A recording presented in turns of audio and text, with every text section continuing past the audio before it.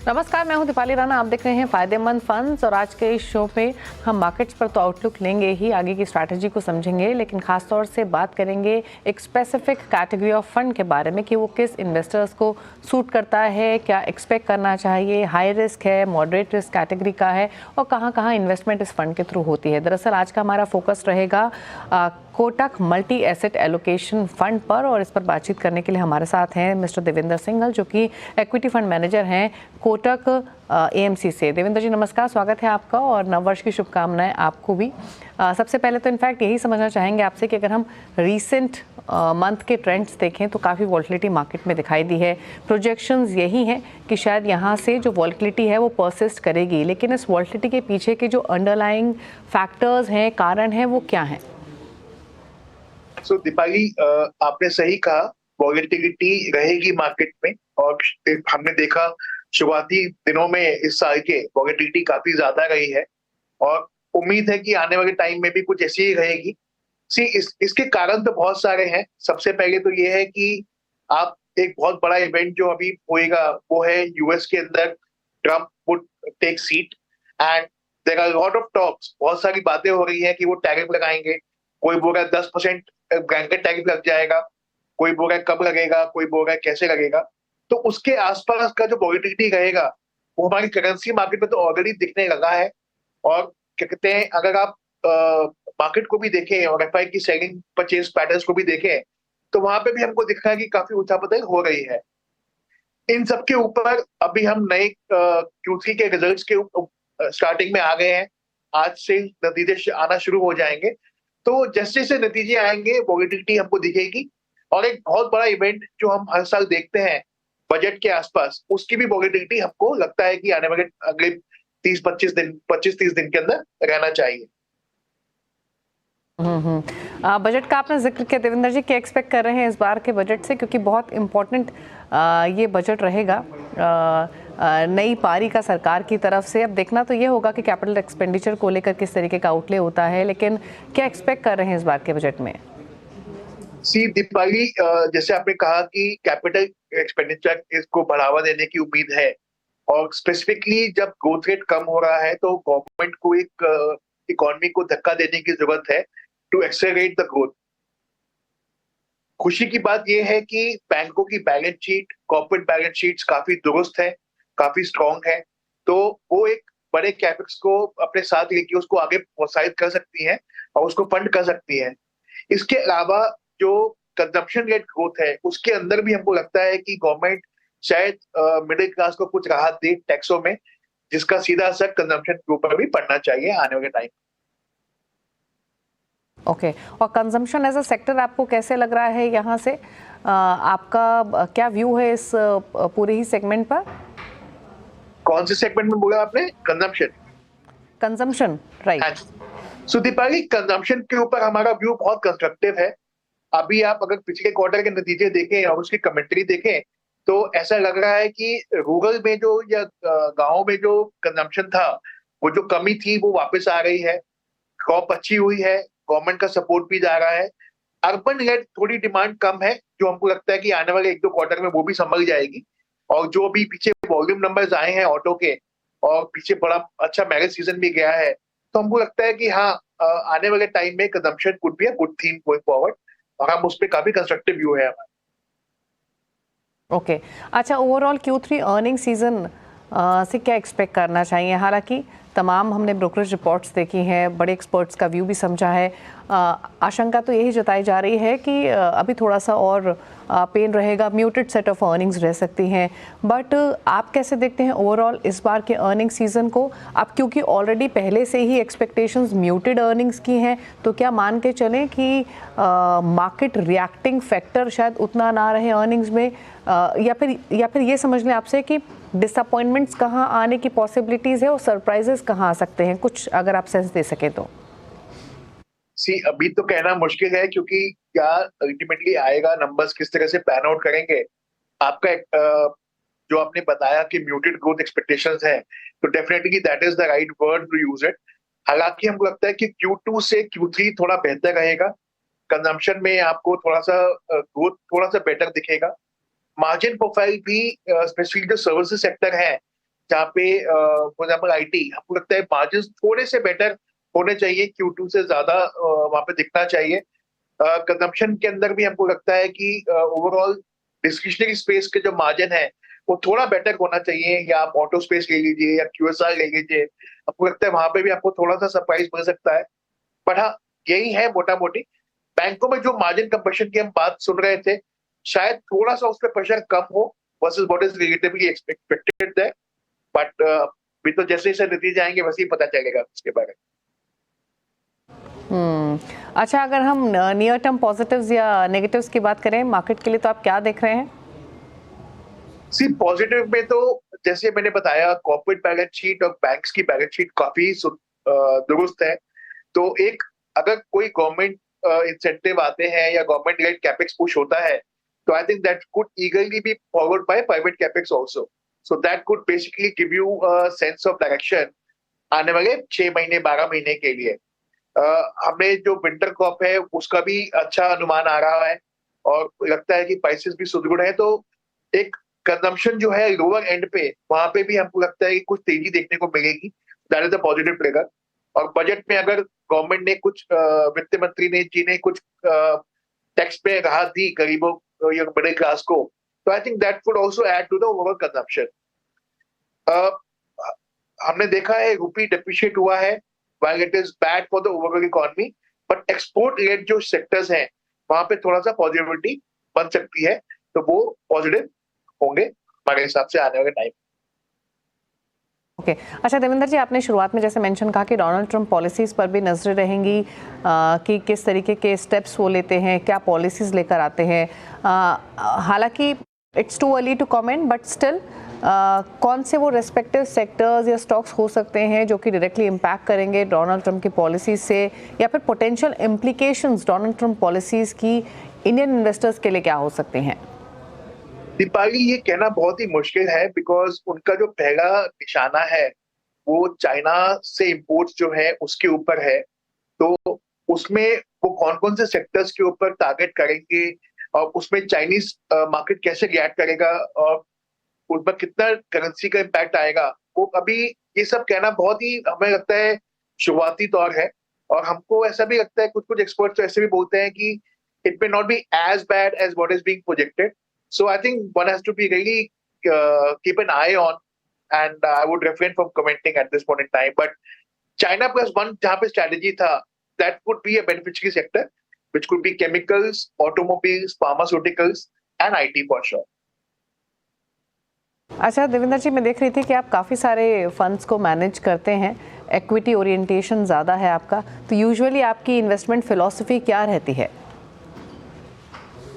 हमारा कोटक में हम सिर्फ एक चीज को बहुत ज्यादा महत्व देते हैं, ग्रोथ को। इंडिया एक ग्रोथ मार्केट है, यहाँ पे जो भी निवेश करने आता है वो ग्रोथ की एक्सपेक्टेशन लेके आता है। तो हमारी सभी इन्वेस्टी कंपनीज के अंदर हम ये देखते हैं कि उसके अंदर आने वाले 12 महीने, 24 महीने, 5 साल ग्रोथ कितना रहेगा, और उसके हिसाब से हम उसको वैल्यू करते हैं। तो growth at reasonable price is the core of our investment philosophy, and that is what we look at. Okay और साथ ही अगर हम करंट मार्केट वैल्यूएशंस को देखें तो आपका असेसमेंट क्या कहता है? क्योंकि पिछले 3 सालों में हमने वैल्यूएशंस काफ़ी तेज़ी से बढ़ते हुए देखे हैं, कुछ एरियाज़ वैल्यूएशन वाइज काफ़ी स्ट्रेच दिख रहे हैं, कुछ में अभी भी वैल्यू दिखाई दे रही है। तो एग्जिस्टिंग मार्केट वैल्यूएशंस को आप कैसे देखते हैं, और वैल्यूएशंस के हिसाब से आपका सेक्टोरल कंफर्ट कहाँ है? दीपाली, अगर हम निफ्टी 50 की वैल्यूएशन की बात करें तो वो बहुत एक्सपेंसिव नहीं है। 20-21 टाइम के आगे बाजू बाजू 1 साल फॉरवर्ड अर्निंग्स, ये कोई बहुत एक्सपेंसिव नहीं है।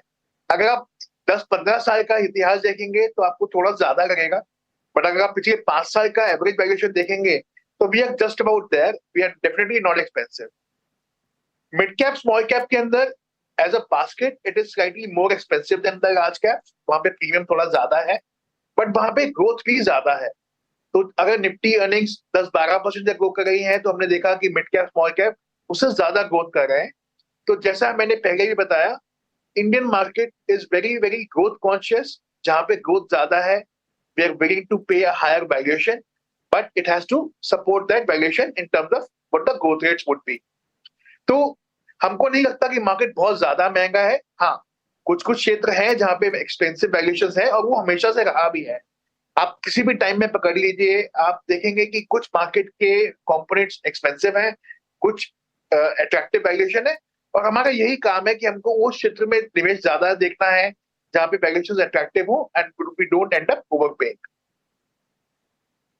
ओके अच्छा, एक चीज़ और, मैं फंड पर जाऊँ उससे पहले एक चीज़ और आपसे समझना चाहती हूँ। यूजुअली आपकी स्ट्रैटेजी क्या रहती है?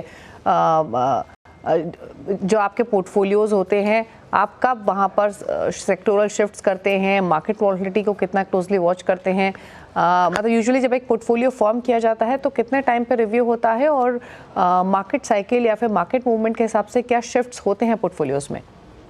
सो दीपाली, पोर्टफोलियो रिव्यू होता है ऑन अ डेली बेसिस, ठीक है।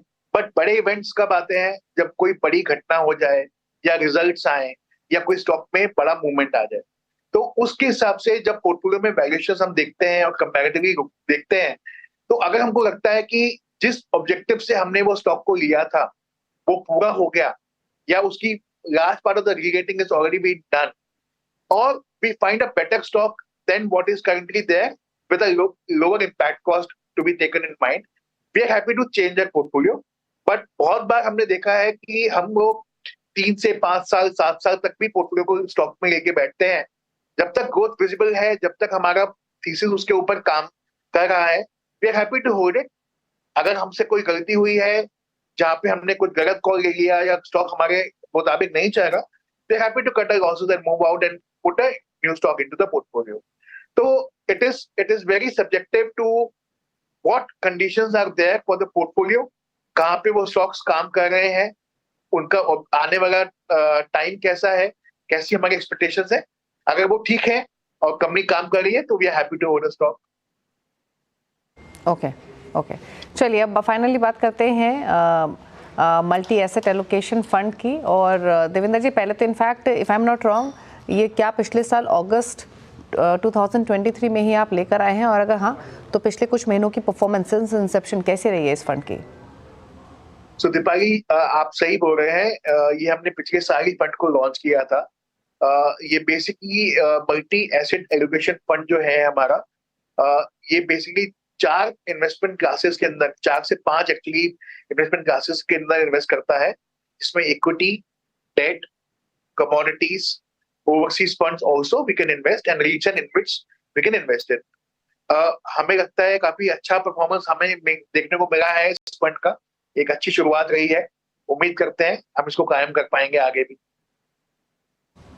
ओके और आपने जो 4 एसेट क्लासेस बताई, equity, debt, commodities, overseas funds, कितना परसेंटेज एलोकेशन पूरे पोर्टफोलियो का इन रेस्पेक्टिव कैटेगरीज में यूजुअली आपने रखा है अब तक? सो हम इसके अंदर इक्विटी के अंदर कम से कम 65% रखते हैं, इक्विटी प्लस आर्बिट्राज के अंदर। कमोडिटीज के अंदर अभी हमारा गोल्ड और सिल्वर के अंदर एक्सपोजर कोई 18% के आसपास है। बाकी हमारा डेट के अंदर एक्सपोजर है। ओवरसीज में अभी हमने इसमें इन्वेस्ट नहीं किया है क्योंकि आरबीआई की लिमिट्स नहीं है, but this is fund is enabled to invest in overseas also। Okay अच्छा, ओवरसीज फंड्स में कर सकता है, मतलब ये क्राइटेरिया आपके पास ओपन है, बट मेजरली इक्विटी और आर्बिट्रेज में आप इन्वेस्टेड हैं 65% के आसपास। तो ये जो एलोकेशन आपने रखा है 4 कैटेगरीज में, ये फिक्स एलोकेशन है या फिर ये वेरी भी कर सकता है गोइंग फॉरवर्ड? हाँ जी, ये वेरी कर सकता है। इक्विटी के अंदर हम 65 से 80% के बीच में जा सकते हैं आर्बिट्राज को मिला के। 10 से 25% तक हम कमोडिटीज में जा सकते हैं। 10 से 25% तक ही हम डेट के अंदर जा सकते हैं, और up to 10% we can invest in overseas securities. Okay अच्छा, अगर हम इस फंड की अब इन्वेस्टमेंट राशनाले की बात करें तो कैटेगरीज तो आपने बताई, लेकिन आप कौन सी कैटेगरी में आप इसे प्लेस करते हैं? रिस्क, हाई रिस्क फंड है ये, मॉडरेट रिस्क है, सेफ रिटर्न्स आ सकते हैं, मतलब कौन सी कैटेगरी ऑफ इन्वेस्टर्स को यूजुअली ये सूट करेगा फंड? सी, इसमें क्योंकि डायरेक्शनल इक्विटी है तो ये इसका रिस्क कैटेगरी थोड़ा ज्यादा है, बट जो प्योर इक्विटी फंड्स हैं उससे एक नॉच नीचे इसको आप प्लेस कर सकते हैं, क्योंकि यहाँ पे हम इक्विटी में 80% के ऊपर कभी जा नहीं सकते। और हमारा आइडिया ये रहता है, हमारा रुझान ये रहता है कि जब भी हमको मार्केट अट्रैक्टिव दिखे, हम उसमें इक्विटी ज्यादा कर दें, और जब हमको मार्केट लगे कि मार्केट थोड़ा डामाडोल हो रहा है या वॉलेटिलिटी ज्यादा है या वैल्यूएशन ज्यादा है, वहां पे हम इसका इक्विटी कम करेंगे। तो प्योर इक्विटी फंड से थोड़ा सा कम, बट डेफिनेटली क्योंकि इक्विटी है तो risk profile on a higher side is there. Okay, जहां तक आपने हाई रिस्क कैटेगरी। जी जी जी देवेंद्र जी, बात कीजिए अपनी पूरी। हाँ जी, जब आप बोल रहे थे कि किस कैटेगरी के निवेशकों को ये इन्वेस्ट करना चाहिए, तो इसका जो निवेशक है वो कोई भी हो सकता है। जो निवेशक चाहते हैं कि हमारे पास इक्विटी भी हो, डेट भी हो, गोल्ड सिल्वर भी हो और ओवरसीज भी हो, उसके लिए भी ये निवेश महत्वपूर्ण है। जो निवेशक चाहते हैं कि हमारा एक ही फंड हमको ऐसा मिल जाए जो ऊपर नीचे मार्केट में करता रहे depending on where the valuations are, उनके लिए भी एक निवेश अच्छा है। और इंडिया में क्योंकि बहुत सारे लोग गोल्ड के अंदर भी इन्वेस्ट करते हैं, एफडीज और डिपॉजिट्स के अंदर भी इन्वेस्ट करते हैं, तो अब उनको चाहिए कि एक टैक्स एफिशिएंट वे के अंदर हम ये सारी एसेट क्लासेस निवेश कर पाए और हमको मार्केट के लगभग आसपास का रिटर्न हमको मिल जाए कम वॉलेटिलिटी के साथ, तो उनके लिए भी एक बेहतरीन अपॉर्चुनिटी है ये फंड में निवेश करना। तो Kotak multi asset allocation fund, और जैसे नेम सजेस्ट करता है अक्रॉस डिफरेंट एसेट क्लासेस इस फंड के थ्रू इन्वेस्ट किया जाता है। कौन सी वो 4 कैटेगरीज हैं उसके बारे में डिटेल्स बताई देवेंद्र जी ने। Equity and arbitrage, debt, commodities, overseas funds. लेकिन और डिटेल में इंसाइट्स लेंगे देवेंद्र जी से, समझेंगे कि इक्विटीज़ में कहाँ कहाँ वो पैसे लगा रहे हैं इस फंड के थ्रू, कौन कौन से सेक्टर्स पर उनका ध्यान है, कमोडिटीज़ में स्पेशली क्या आउटलुक को लेकर चल रहे हैं, इन सब बारीकियों को समझेंगे। लेकिन उससे पहले रुक रहे हैं एक छोटे से ब्रेक के लिए।